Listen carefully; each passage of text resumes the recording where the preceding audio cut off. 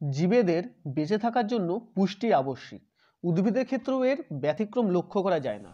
তাই এই ভিডিওটিতে আমরা উদ্ভিদ ও খনিজ পুষ্টি সম্পর্কে কিছু তথ্য জেনে নেব। So friends, welcome to elite classroom. ভিডিওটি শেষ পর্যন্ত মনোযোগ দিয়ে দেখো। প্রথমে দেখে নেব খনিজ পদার্থের শ্রেণীবিভাগ বা ক্লাসিফিকেশন অফ মিনারেল সম্পর্কে। প্রথমে দেখো বন্ধুরা, অত্যাবশ্যক খনিজ পদার্থ রয়েছে কতগুলি, অর্থাৎ যে সমস্ত খনিজ পদার্থ উদ্ভিদের ক্ষেত্রে আবশ্যিক, যা তার মধ্যে রয়েছে nitrogen, phosphorus, potassium, sodium, calcium. Secondly রয়েছে অনাবশ্যক খনিজ পদার্থ, অর্থাৎ যে সমস্ত খনিজ পদার্থগুলো অতটা গুরুত্বপূর্ণ নয়, তার মধ্যে রয়েছে অ্যালুমিনিয়াম এবং ভ্যানাডিয়াম। এছাড়াও কিছু খনিজ পদার্থ রয়েছে যেগুলি উদ্ভিদের জন্য বিষাক্ত, সেগুলি হলো আর্সেনিক এবং সীসা। তো এছাড়াও উদ্ভিদের যে খনিজ পদার্থকে আমরা দুটি ভাগে ভাগ করতে পারি। একটি হচ্ছে অতিমাত্রিক পরিপোষক, অর্থাৎ যে সমস্ত খনিজ পদার্থগুলি তুলনামূলকভাবে বেশি পরিমাণে প্রয়োজন, সেগুলির মধ্যে রয়েছে carbon, hydrogen, oxygen, nitrogen, phosphorus, potassium, sulphur, magnesium এবং ক্যালসিয়াম। এই সমস্ত পরিপোষকগুলি বা এলিমেন্টসগুলি উদ্ভিদ দেহে তুলনামূলক বেশি লাগে।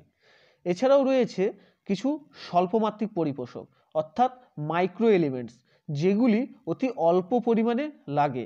তার মধ্যে রয়েছে আয়রন রয়েছে, জিঙ্ক রয়েছে, ম্যাঙ্গানিজ রয়েছে, বোরন রয়েছে, কপার রয়েছে, মলিবডেনাম রয়েছে, ক্লোরিন রয়েছে।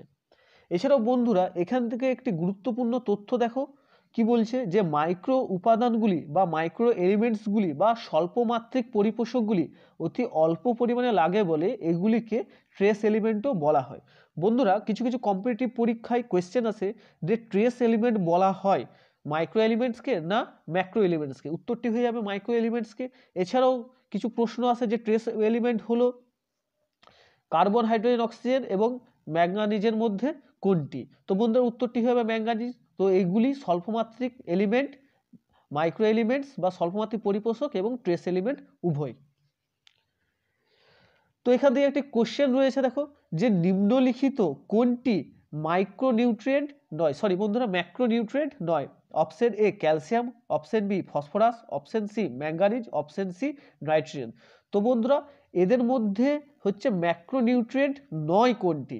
উত্তরটি হয়ে যাবে অপশন সি ম্যাঙ্গানিজ। আমরা আগের স্লাইডে দেখে এসেছি ম্যাঙ্গানিজ কি? ম্যাঙ্গানিজ হচ্ছে মাইক্রোনিউট্রিয়েন্টের মধ্যে পড়ছে, এটি একটি মাইক্রোনিউট্রিয়েন্ট। বাকিগুলি হচ্ছে ম্যাক্রোনিউট্রিয়েন্ট, অর্থাৎ ক্যালসিয়াম, ফসফরাস এবং নাইট্রোজেন এগুলি হচ্ছে ম্যাক্রোনিউট্রিয়েন্ট, কেবলমাত্র হচ্ছে ম্যাঙ্গানিজ মাইক্রোনিউট্রিয়েন্ট। তো এখানে বন্ধুরা, অপরিহার্য যে মৌলগুলি তাদের কাজ ও অভাবজনিত লক্ষণগুলিকে তুলে ধরা হয়েছে। তো প্রথমে আমরা নাইট্রোজেন সম্পর্কে কিছু তথ্য জেনে নেব, অর্থাৎ নাইট্রোজেন উদ্ভিদ দেহে কি কাজে ব্যবহৃত হয় বা নাইট্রোজেনের অভাবে উদ্ভিদ দেহে কি কি রোগগুলো আমরা দেখতে পাবো। তো বন্ধুরা, উদ্ভিদ দেহে নাইট্রোজেনের কাজ কি? বৃদ্ধি, কোষ বিভাজন নিয়ন্ত্রণ করে। এছাড়াও নাইট্রোজেন প্রোটিন, নিউক্লিক অ্যাসিড, উৎসেচক, ক্লোরোফিল সংশ্লেষে অংশগ্রহণ করে। এবং উদ্ভিদ দেহে নাইট্রোজেনের অভাবে যে রোগগুলির লক্ষণগুলি হচ্ছে প্রকাশ পায়, প্রথমত হচ্ছে কোষ গঠন ব্যাহত হয়ে যায়, যেহেতু নাইট্রোজেন হচ্ছে প্রোটিন গঠন করে এবং প্রোটিন দিয়েই হচ্ছে কোষ গঠন হয় প্রোটিন দিয়ে, সেই জন্য প্রোটিনের অভাবে বা নাইট্রোজেনের অভাবে হচ্ছে কোষ গঠন ব্যাহত হয়। এছাড়াও ক্লোরোসিস রোগ লক্ষণ দেখা যায়। পয়েন্ট 2 এ আমরা ফসফরাস সম্পর্কে একটু তথ্য জেনে দিচ্ছি। ফসফরাসের কাজ কি বলা হয়েছে, যে ফসফরাস হচ্ছে nucleotide, nucleic acid, phospholipid, ATP এর উপাদান, অর্থাৎ নিউক্লিওটাইড, নিউক্লিক অ্যাসিড, ফসফোলিপিড এবং এটিপি তৈরিতে এই ফসফরাস ব্যবহৃত হয়। এই ফসফরাসের অভাবে উদ্ভিদ দেহে যে সমস্ত অভাবজনিত লক্ষণগুলি প্রকাশ পায় সেগুলি হলো, প্রথমত উদ্ভিদের বৃদ্ধি ব্যাহত হবে, অর্থাৎ উদ্ভিদের বৃদ্ধি হবে না। দ্বিতীয়ত, পাতা ও কাণ্ডে নীলাভ সবুজ বর্ণ ধারণ করে।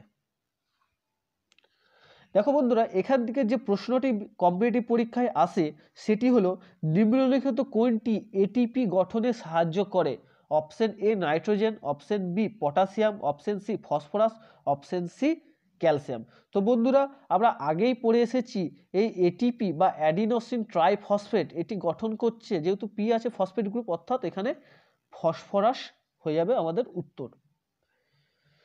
তো আবার দেখো 3 নম্বরে হচ্ছে পটাশিয়াম মৌলটির হচ্ছে কাজ এবং অভাবজনিত লক্ষণগুলি আমরা দেখে দিচ্ছি। প্রথমত কাজ কি রয়েছে, উৎসেচক সক্রিয়ক হিসাবে পটাশিয়াম কাজ করে, অর্থাৎ উদ্ভিদ দেহের মধ্যে যে সমস্ত এনজাইমগুলো রয়েছে তাদের অ্যাক্টিভেটর রূপে এই পটাশিয়াম কাজ করে। এছাড়া উদ্ভিদের মধ্যে যে পত্ররন্ধ্র, উদ্ভিদের পাতায় যে স্টোমাটা রয়েছে যার সাহায্যে উদ্ভিদ বাষ্পমোচন নিয়ন্ত্রণ করে বা কার্বন ডাইঅক্সাইড অক্সিজেন হচ্ছে নির্গত বা গ্রহণ করে, এগুলি হচ্ছে সেই পত্ররন্ধ্রকে সংকোচন বা উন্মোচন সাহায্য করে এই পটাশিয়াম। এছাড়াও উদ্ভিদ দেহে পটাশিয়ামের অভাবে পচন রোগ দেখা যায়, ক্লোরোসিস দেখা যায়। এছাড়াও উদ্ভিদ দেহের কাণ্ড দুর্বল প্রকৃতির হয়ে পড়ে। তারপরে দেখো বন্ধুরা, ক্যালসিয়াম সম্পর্কে কিছু তথ্য এখান থেকে জেনে দিচ্ছি। ক্যালসিয়ামের কাজে কি বলেছে, ক্যালসিয়াম হচ্ছে মধ্যপর্দার উপাদান হিসাবে থাকে, অর্থাৎ মধ্যপর্দায় ক্যালসিয়াম পেকটেট থাকে। তো বন্ধুরা মধ্যপর্দাটা কি, উদ্ভিদের মধ্যে কোষপ্রাচীর থাকে, আমরা জানি উদ্ভিদের কোষে হচ্ছে কোষপ্রাচীর থাকে, যেটা প্রাণীদেহের কোষপ্রাচীর থাকে না। তো এই কোষপ্রাচীরের হচ্ছে একটি উপাদান বা হচ্ছে গঠনগত একক হচ্ছে মধ্যপর্দা। উদ্ভিদের দুটি কোষের মাঝখানে মধ্যপর্দা থাকে, তার উপরে হচ্ছে প্রাইমারি ওয়াল বা প্রাথমিক প্রাচীর থাকে, তারপরে আবার সেকেন্ডারি ওয়াল বা গৌণ প্রাচীর থাকে। তো বন্ধুরা উদ্ভিদের দুটি কোষের মধ্যবর্তী অংশে এই যে মধ্যপর্দা থাকে, সেই মধ্যপর্দার উপাদান হিসাবে ক্যালসিয়াম থাকে। এছাড়াও বন্ধুরা মাইটোটিক বেমতন্তু গঠনে সাহায্য করে। কোষ বিভাজনের সময় মাইটোটিক যে বেমতন্তুগুলি গঠন হয় সে গঠনে সাহায্য করে ক্যালসিয়াম। বন্ধুরা এখানে ক্যালসিয়ামের অভাবজনিত লক্ষণগুলি আমরা দেখে দিচ্ছি। প্রথমত কি বলা হয়েছে, যে উদ্ভিদের মূল ও বিটপ অগ্রের পচন ঘটায়। এছাড়াও কোষ বিভাজন ব্যাহত হয়, অর্থাৎ যেহেতু ক্যালসিয়াম মাইটোটিক বেমতন্তু গঠনে সাহায্য করে, তাই ক্যালসিয়ামের অভাবে মাইটোটিক বেমতন্তু গঠন হবে না। আর মাইটোটিক বেমতন্তু যদি গঠন না হয় ক্রোমোজোমগুলি বেমের দিকে অগ্রসর হতে পারবে না, অর্থাৎ কোষ বিভাজন ব্যাহত হবে। তো এখান থেকেও একটি কোয়েশ্চেন আমরা দেখে দিচ্ছি।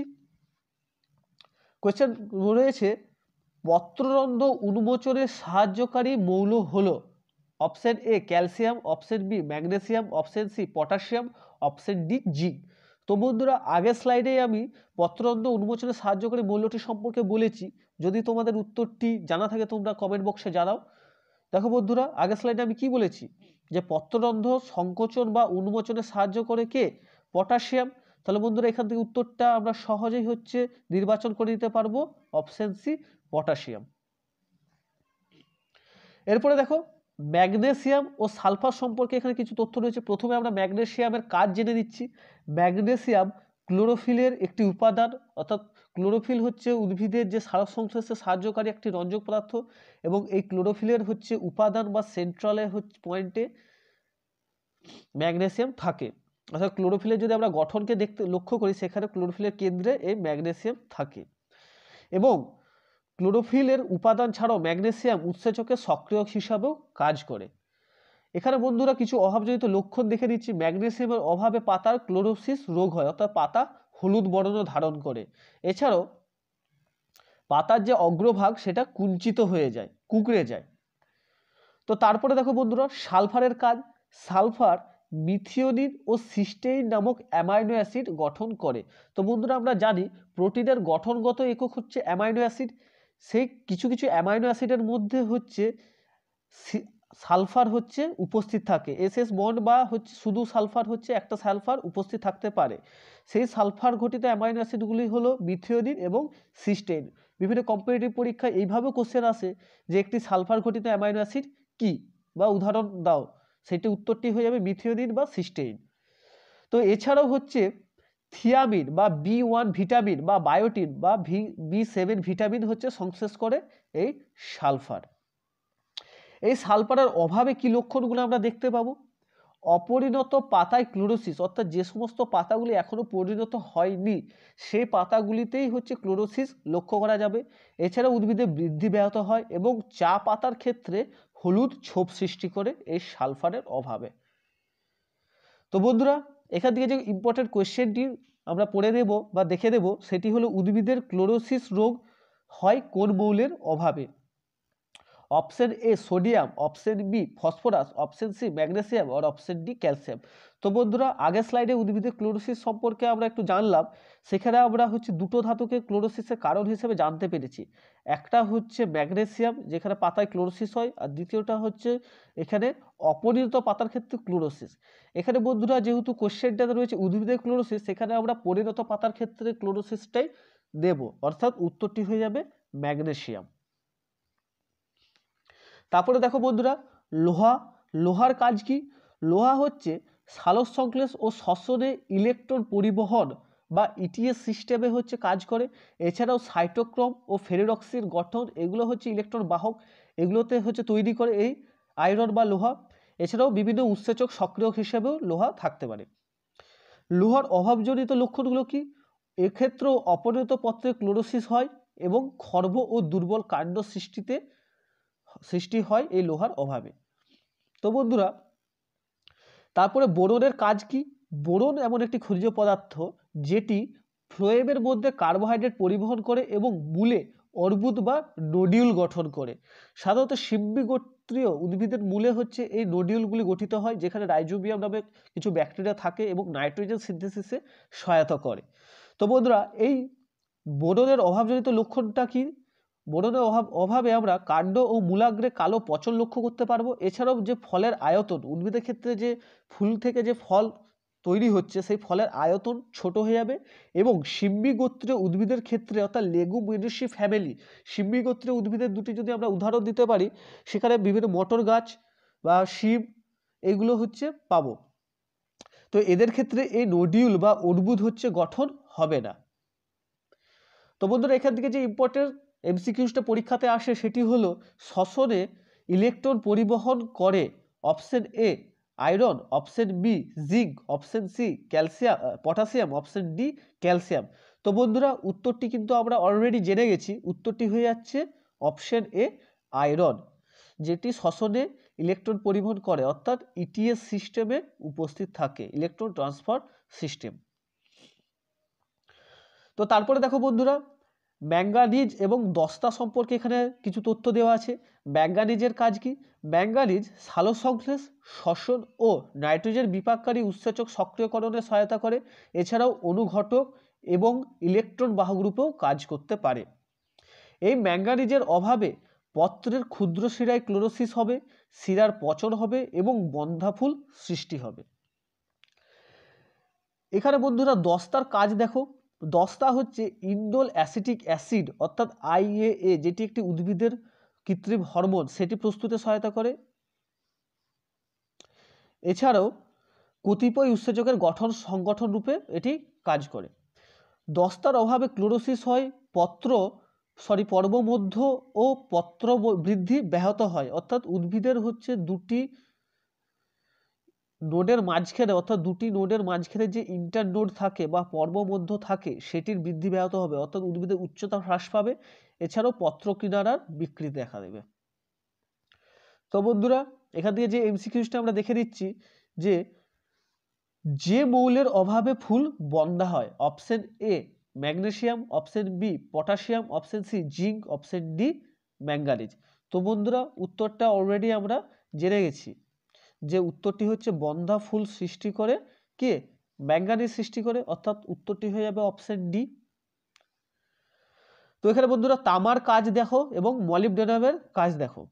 তো তামার কাজ কি রয়েছে? তামা হচ্ছে নাইট্রোজেন বিজারক হিসাবে কাজ করে, ইলেকট্রন বাহক হিসাবে কাজ করে এবং কতিপয় বা কিছু উৎসেচকের গঠনরূপেও কাজ করে। এবং এই তামার অভাবে উদ্ভিদ দেহে অপরিণত পত্রের বিকৃতি দেখা যায় এবং কচি পাতার অগ্রস্থ নেক্রোসিস দেখা যায় বা পচন দেখা যায়। তো মলিবডেনামের কাজ কি? মলিবডেনাম নাইট্রোজেন বিপাকে অংশগ্রহণ করে। এছাড়াও ডিহাইড্রোজিনের যে উৎসেচক সেটিকে সক্রিয়করণ করে এই মলিবডেনাম। অভাবজনিত লক্ষণ কি? মলিবডেনামের অভাবেও ক্লোরোসিস রোগ হয় এবং অপরিণত পত্রের বিকৃতি ও পচন দেখা যায়। তো বন্ধুরা এখান থেকে একটি ইম্পর্টেন্ট এমসিকিউ তুলে ধরা হয়েছে যে নিম্নলিখিত কোন মৌল নাইট্রোজেন বিপাকে সাহায্য করে? Option A zinc, option B manganese, option C molybdenum, option D boron.